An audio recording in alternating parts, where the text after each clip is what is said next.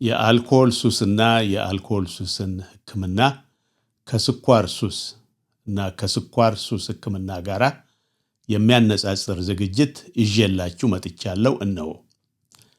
ሰላም ሁላችሁም፣ ይልማ ዘሪሁን ነኝ። እንኳን ደህና መጣችሁ። ዛሬ አስደናቂና ምናልባትም ትንሽ አስገራሚ ወደሆነ ንጽጽር ልወስዳችሁ ነው የቀረብኩት። ይኸውም የአልኮል መጠጥ ሱሰኝነትና የስኳር ምግብ ሱሰኝነት እንዴት አድርገው እርስ በርስ እንደሚመሳሰሉና በጤናችን ላይ የሚያመጡትንም ተጽዕኖዎች ከሚደረግላቸው ህክምና አንጻር ምን ያህል እንደሚመሳሰሉ ለማስረዳት ነው። አሁን ለምሳሌ አልኮልና ስኳር እውነት ሊመሳሰሉ ይችላሉ ብላችሁ ትጠይቁ ይሆናል። ከኔ ጋር ቆይታ ካደረጋችሁ በማቀርብላችሁ የትይዩና የንጽጽር አመለካከት መልሱን ታገኙት ይሆናል። ላዩን ካየነው አልኮል መጠጥ ሱስና ስኳር ነክ ምግብ ሁለት የተለያዩ ዓለማትን ያህል የተራራቁ ሊመስሉን ይችላሉ።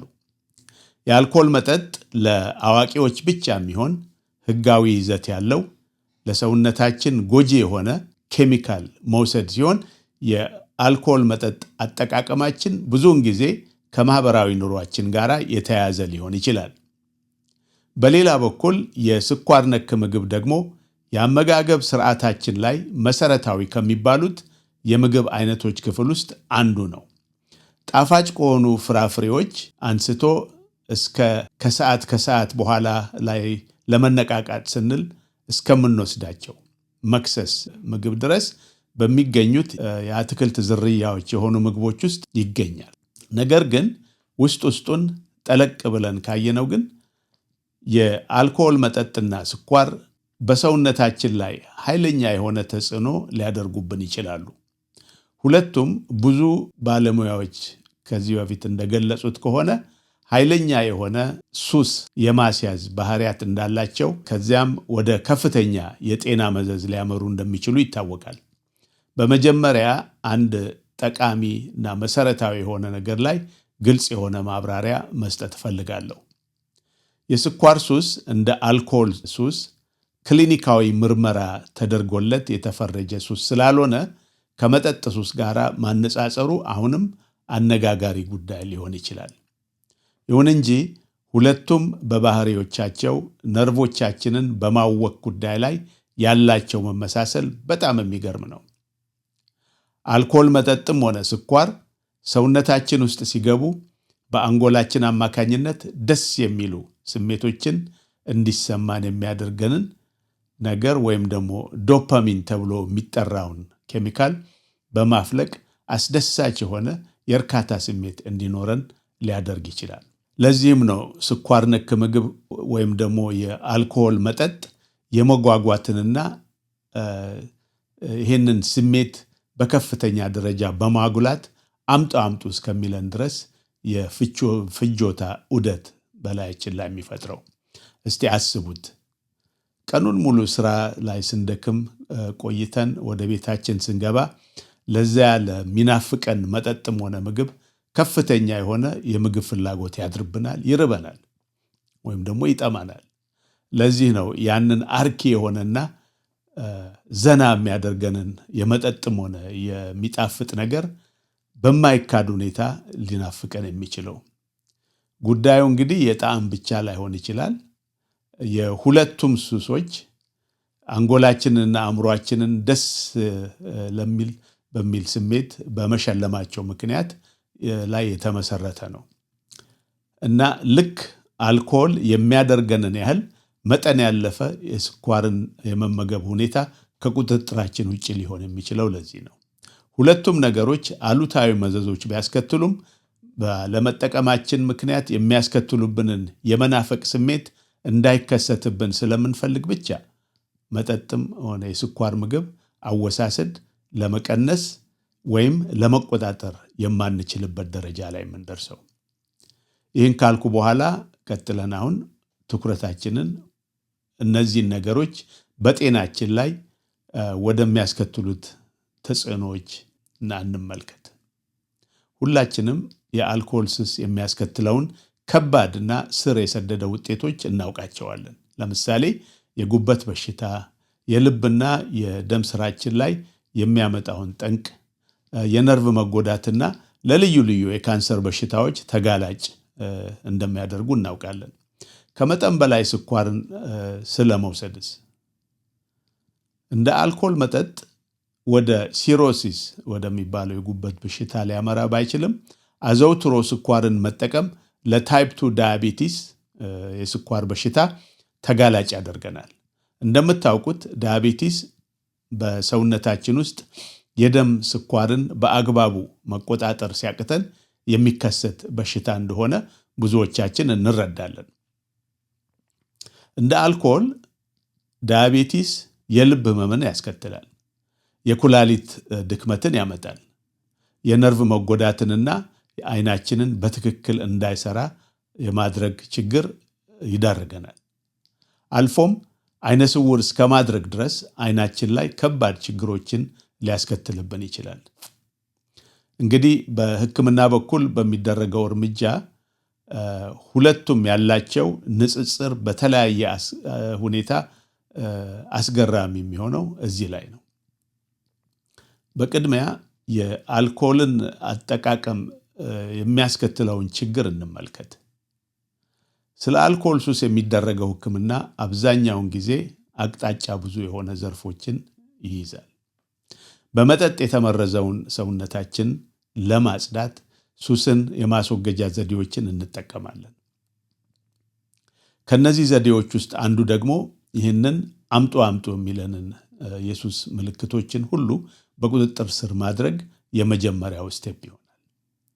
በመጠጥም ሆነ በስኳር ምክንያት የተመረዘውን ሰውነታችንን ማጽዳትን አስመልክቶ በግለሰብ ደረጃም ሆነ በማህበራዊ ግንኙነት የሚደረግ ሱስን የማስቀረት ጥረት ለሱሱ አስተዋጽኦ የሚያደርጉትን የስነ ልቡናዊ ሳይኮሎጂካል እና ስሜታዊ ኢሞሽናል ሁኔታዎችን ለመቆጣጠር ቀጥሎም እነዚህን ስሜቶች ፊት ለፊት የምንጋፈጥባቸውን ዘዴዎች በማዳበር በኩል ወሳኝነት ሚና ይጫወታል። ለምሳሌ በምዕራቡ ሀገራት እንደ አልኮሊክ አኖኒመስ ያሉ የእርዳታ ሰጪ ድርጅቶች ቀጣይነት ላለው ሕክምናና የጋራ ልምዶችን በመለዋወጥ እርስ በርስ ማህበራዊ መደጋገፍ ሁኔታ እንዲኖር ያደርጋሉ። ይህ እንግዲህ ለአልኮል ችግር ነው። ለስኳር በሽታ ደግሞ እንደነ ፕሪስክሪፕሽን መድኃኒቶች አሉ። ናልትረሶን ወይም ደግሞ ኤካምፕሮሴት የሚባሉ የምግብ ፍላጎታችንን የሚቀንሱ መድኃኒቶችን መውሰድ በአንዳንድ ግለሰቦች ላይ የምግብ ሱስን በመቀነስ የስኳር በሽታ እንዳያገረሽባቸው በማድረግና በመከላከል ሊጠቅሙ ይችላሉ። የስኳር ሱስ መዘዝ ምሳሌያችን የሆነውን ትልቁን ስር ሰደድ በሽታ ታይፕ 2 ዳያቤቲስ ወይም አይነተኛ 2 የስኳር በሽታ የሚባለውን የመታደግ አያያዝ ላይ ነው እንግዲህ ያለው ቁም ነገር። በተለምዶ የስኳርን መርዝ ማርከስ እንደ አልኮል መርዝ አድርገን ባንመለከተውም የስኳር በሽታ ያጀማመሩ ደረጃ እና አካሄድ እንዲሁም አብዛኛውን ጊዜ ደማችን ውስጥ የሚዘዋወረውን የስኳር መጠን እንዲረጋጋ ለማድረግ ከፍተኛ የሆነ የአመጋገብ ለውጦችን ማድረግ አስፈላጊ ነው። ስለ አመጋገብና የአኗኗር ዘዴን ስለማሻሻል የሚያስፈልገውን ዕውቀትና ትምህርት ለመውሰድ እዚህ ላይ በጣም አስፈላጊ ነው። በድጋሚ ይህንን ለማድረግ የስኳር በሽታ ተጠቂዎች በደማቸው ውስጥ ያለውን ግሉኮስ መጠን እንዴት መቆጣጠር እንዳለባቸው ይማሩበታል።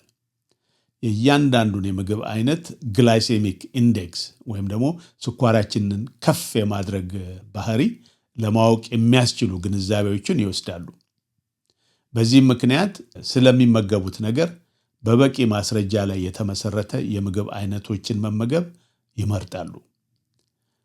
ልክ ለአልኮል ሱሰኝነት እንደሚደረገው ሕክምና ከአመጋገብ ባለሙያዎች እና ከስኳር በሽታ አስተማሪዎች ጋር በመመካከር ግለሰቦች ዘላቂ ልምዶችን እንዲያዳብሩና ባለ ስሜታዊነትና በፍላጎት ብቻ ምግብን እንዳይጠቀሙ ብሎም ትልቅ የአስተሳሰብ ለውጥ ማድረግ ይኖርባቸዋል።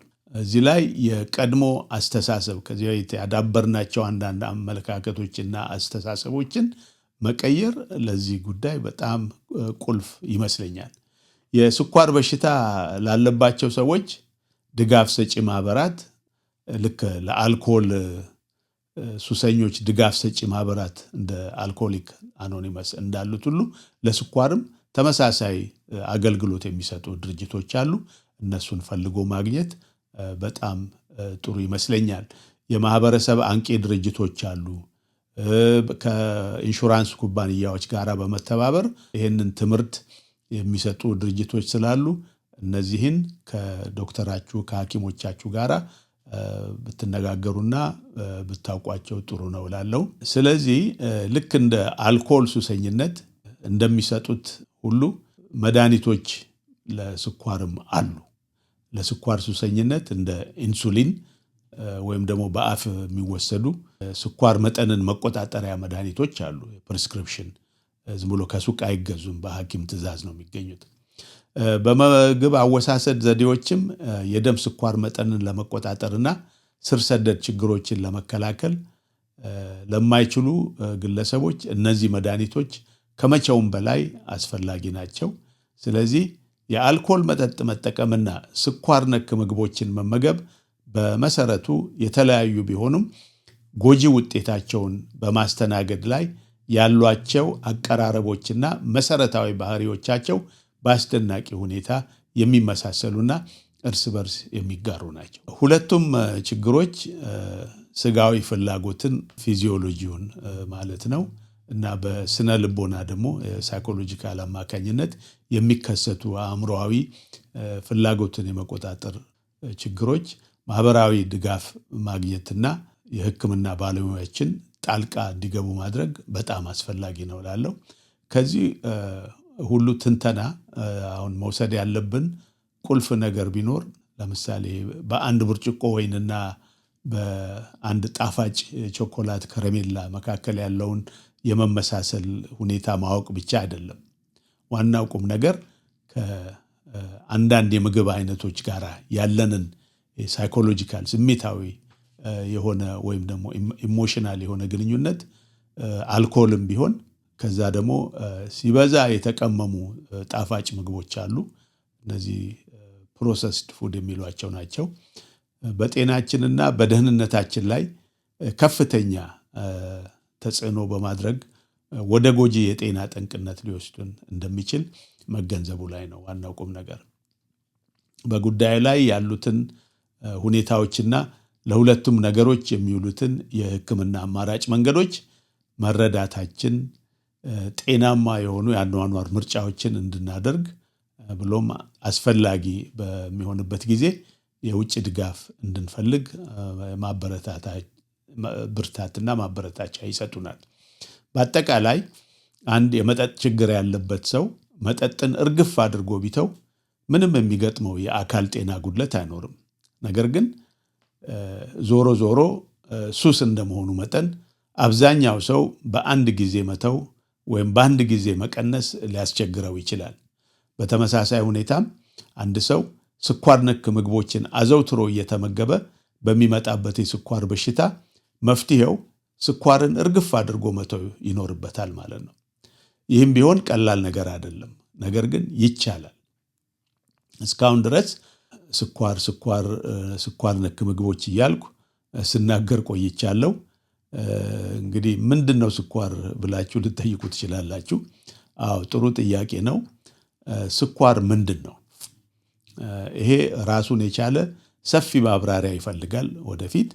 ለምሳሌ በቀላሉ ስኳር ምንድን ነው ቢባል ታሽጎ ሁሌ የምንገዛው ሽርክት ዱቄት የሚመስለው በቡናና በሻይ ውስጥ እንዲሁም ኬክና የመሳሰሉት ነገሮች ውስጥ የሚጨመረው ስኳር ከዛ ጀምሮ እነ ስታርች የሚባሉት እንደነ ድንች የመሳሰሉት እንዲሁም ስንዴ፣ አጃ እንዲሁም ጤፍን የመሳሰሉት ጥራጥሬዎች እንደ ብርቱካን፣ አፕል፣ ሙዝና እንጆሪ የመሳሰሉ ጣፋጭ የሆኑ ፍራፍሬዎች፣ ቀጥሎም የንብ ማር ወይም ደግሞ ሃይ ፍሩክቶስ ኮርን ሲረፕ ያሉባቸው ምግቦች ከዛም እነዚህ ለስላሳ መጠጦች ስማቸውን ባልጠራም ለስላሳ መጠጥ እያልን የሚጣፍጡ መጠጦችን እነሱንም ይጨምራል። ከዛ ቀጥሎ ደግሞ እንደ ጎመን፣ ሰላጣ፣ ካሮት፣ ቆስጣና ኬል የመሳሰሉት ቅጠላ ቅጠሎችንም እንደዚሁ ይጨምራል። ሌሎች እንደው እዚህ ውስጥ ለመጠቅለል ያህል ለምግብ የማይሆኑ ሴሉሎስ የሚባሉ ጠንካራ ስታርቾች አሉ።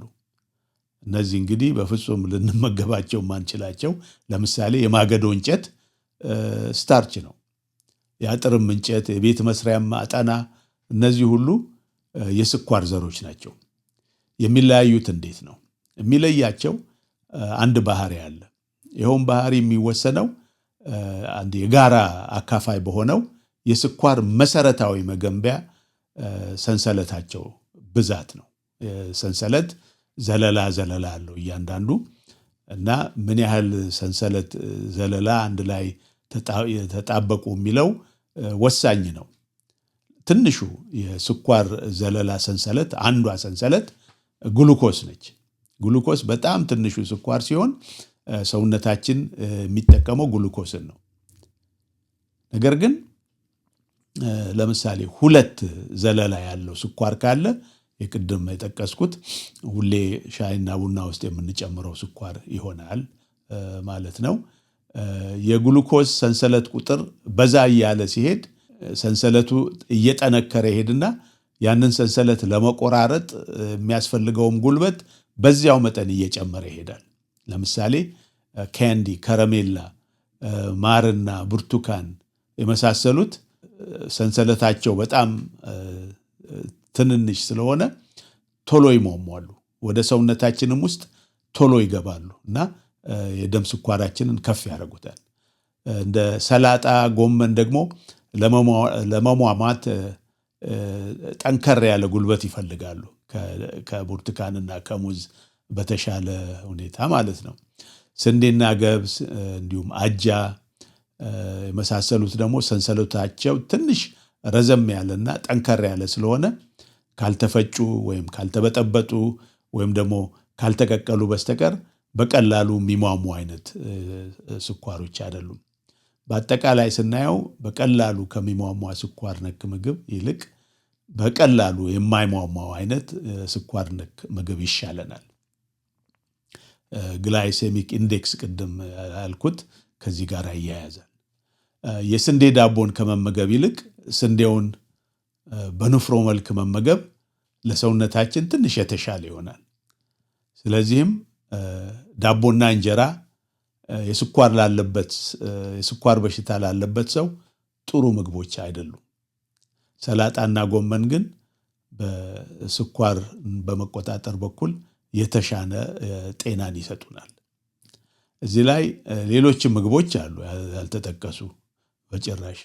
ስጋና አሳ እንዲሁም እንቁላል፣ የወይራ ዘይት የመሳሰሉ ለጤናችን ከኛ ከእግዚአብሔር ሲፈጥረን እንድንመገብ ያዘዘልን አይነት ምግቦች አሉ፣ ፕሮሰስድ ያልሆኑ ማለት ነው።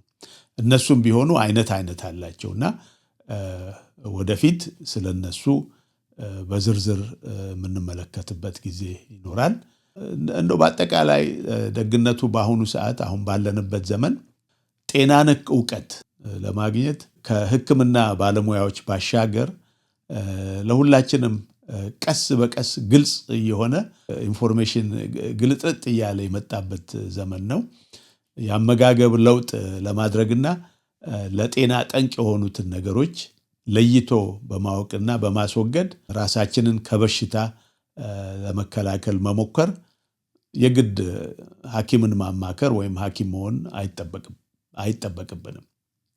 ለምሳሌ ያህል መጠጥ መጥፎ ነው ብሎ ለመናገር፣ ሲጋራ ማጨስ ይጎዳል ብሎ ሐሳብ ለመስጠት፣ የሰውነት እንቅስቃሴ አለማድረግ ይጎዳናል፣ ወይም ደግሞ በቀን ውስጥ የምንመገበውን የምግብ መጠን እና አይነቱን መቀነስ ለጤናችን ጥሩ ነው ብሎ ለማለት ሐኪሞችን ማማከር ግዴታ የለብንም። አልፎ አልፎ ደግሞ ከምግብ ለ2 እና ለ3 ቀናት ለአንድ ቀንም ቢሆን መጾም አስፈላጊ ነው ብሎ መናገር ወይም ደግሞ ይሄንን ማድረግ አትችሉም የሚል እና የሚከለክል የሕክምና ሙያ ስለሌለ አብዛኛው ሰው ያለ ፍርሃት የራሱን ጤና መከታተል ይኖርበታል እላለሁ። እንግዲህ ከላይ ባቀረብኩላችሁ ንጽጽር ላይ አስተያየቶች ካሏችሁ በራሳችሁም ሆነ በአካባቢያችሁ ባሉት ልምዶች ውስጥ ምን አይነት ተመሳሳይነት አስተውላችሁ ከሆነ ከታች ባለው የኮሜንት መስጫ ሴክሽን አስተያየታችሁን ብትሰጡን ደስ ይለኛል። ዛሬ ስላዳመጣችሁኝ አመሰግናለሁ። በሚቀጥለው ጊዜ ሌላ ተመሳሳይ ምክር ይዤላችሁ እመለሳለሁ። እስከዛ ድረስ ጤና ይስጥልኝ።